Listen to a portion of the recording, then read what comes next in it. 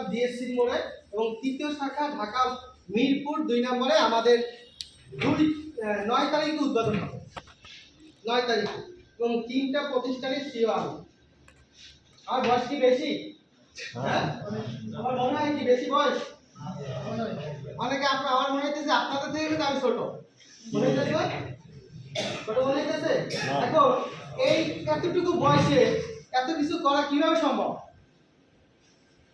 কিভাবে সম্ভব? এখন আপনাদের জীবনে কোন এই যে পড়াশোনা করতে আসছেন, লাইফের কোন লক্ষ্য মিশন আছে? কার কি স্বপ্ন আছে? আপনার কি স্বপ্ন আছে বলুন? ভালো চাকরি। আচ্ছা, আপনার কি স্বপ্ন আছে?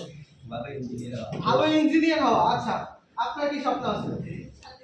সরকারি চাকরি করা। আপনার কি আছে বলুন? সরকারি চাকরি।